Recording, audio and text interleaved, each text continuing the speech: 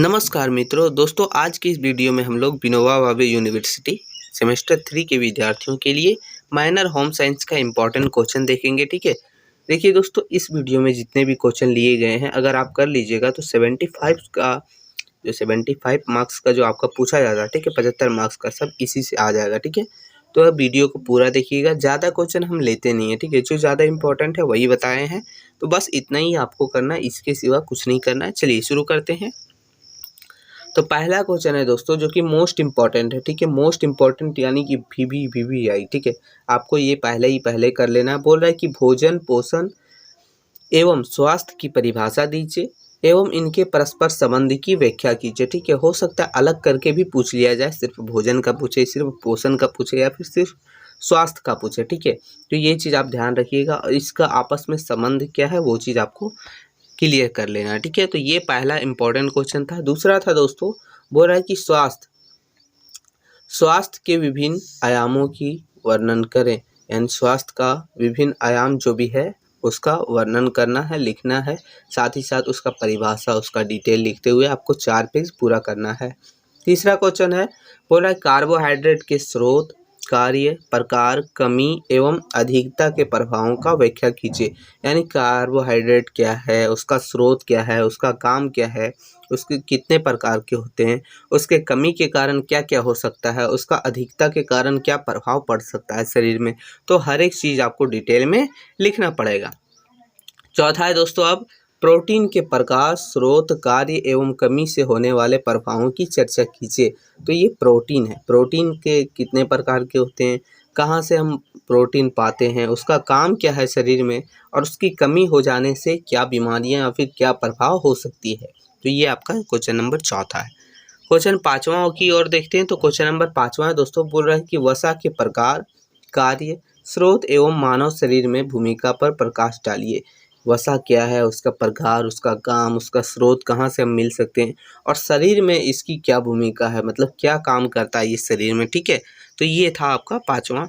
Question number 6 देखेंगे। बोल रहा है कि विभिन्न आयु वर्गों में प्रोटीन, वसा एवं कार्बोहाइड्रेट की दैनिक आवश्यकताओं की स्पष्ट कीजिए। यानी जितने भी वर्ग के लोग हैं या फिर कोई भी एज के लोग क्यों ना हो, उसमें प्रोटीन हो, वसा, कार्बोहाइड्रेट, उसकी ज़रूरत डेली लाइफ में यानी कि प्रतिदिन क्यों पड़ती है और उसकी आवश्यकता कितनी है, इन सभी चीज़ों को लिखना है। ठीक है, 7वां क्वेश्चन है दोस्तों, बोला है कि आयरन, कैल्शियम एवं आयोडीन जैसे खनिजों के कार्य, स्रोत एवं कमी से होने वाले रोगों की चर्चा कीजिए। सबसे पहले काम, स्रोत, कमी से होने वाले जितने भी रोग हैं उन सभी चीज़ों को लिखना है। ठीक है, हो सकता है आपको अलग करके पूछ लिया जाए, यानी सिर्फ आयरन का पूछे या फिर सिर्फ कैल्शियम का पूछे या फिर सिर्फ आयोडीन का पूछे। ठीक है, तो ये आप अगर क्लियर रहेगा तो आपका कोई भी पूछेगा आप लिख सकते हैं। ठीक है, 8वां क्वेश्चन है दोस्तों, बोल रहा है कि जल की शरीर में भूमिका क्या है। यानी जल जो है यानी पानी हमारे शरीर में क्या भूमिका निभाती है, शरीर में जल संतुलन बनाए रखने के लिए क्या आवश्यक है, और हमारे बॉडी में जो है जल का संतुलन बनाए रखने के लिए क्या आवश्यक है। तो ये चीज़ आपको डिटेल में लिखना है। तो ये क्वेश्चन है, ध्यान रहेगा। ठीक है, अब क्वेश्चन नंबर 9 हम लोग का बोल रहा है कि पाचन प्रक्रिया में शामिल विभिन्न अंगों एवं उसके कार्यों का वर्णन करें। यानी कि पाचन प्रक्रिया में यानी डाइजेस्टिव सिस्टम में जितने भी अंग हमारे काम करते हैं, बॉडी के पार्ट्स जो है काम करते हैं, उसको आपको लिखना है। ठीक है, पहले उसका नाम लिखना है और उसका काम लिखना है। ठीक है, तो ये चीज़ है दोस्तों क्वेश्चन नंबर 9। क्वेश्चन 10वां बोला है कि कार्बोहाइड्रेट, प्रोटीन एवं वसा के पाचन एवं अवशोषण की प्रक्रिया को विस्तार से समझाइए। यानी इन सभी का, किसका, कार्बोहाइड्रेट, प्रोटीन और वसा का पाचन प्रक्रिया बताइएगा और अवशोषण प्रक्रिया। ठीक है, तो ये आपका करना है क्वेश्चन नंबर 10वां में। अब लास्ट हम लोग का जो है क्वेश्चन दोस्तों, क्वेश्चन नंबर 11, यानी इसको आप बोनस के तौर पर रख लीजिए, ये भी बहुत मोस्ट इम्पोर्टेंट है। बोल रहा है कि विटामिन A, D, E एवं K के स्रोत, कार्य एवं कमी से उत्पन्न रोगों की व्याख्या कीजिए। कई बार आपको ये चीज़ ध्यान रखना है कि विटामिन ए का ही सिर्फ पूछ ले, या फिर विटामिन डी का ही सिर्फ पूछ ले, या फिर सिर्फ ई का या सिर्फ के का भी पूछा जा सकता है। तो अगर आपको ये चीज़ जानकारी होगा, आपको चारों को चारों क्लियर कर लेना है, इससे क्या होता है, इसका स्रोत क्या है, इसका काम क्या है, इसका कमी से क्या क्या रोग उत्पन्न होते हैं, ठीक है। तो ये 11 क्वेश्चन ही आपको करना है दोस्तों।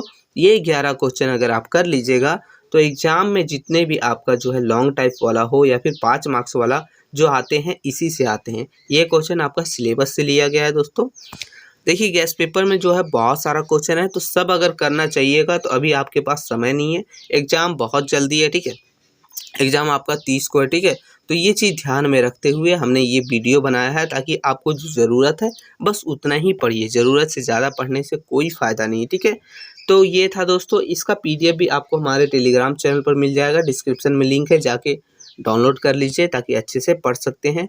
और वीडियो थोड़ा भी हेल्पफुल लगा तो एक छोटा सा लाइक कर दीजिए, चैनल पर नए हैं तो चैनल को सब्सक्राइब करके बेल आइकन को ऑन कर दीजिएगा, ताकि जैसे ही कोई वीडियो अपलोड हो सबसे पहले नोटिफिकेशन मिल सके। मिलते नई वीडियो में दोस्तों, तब तक के लिए जय हिंद दोस्तों।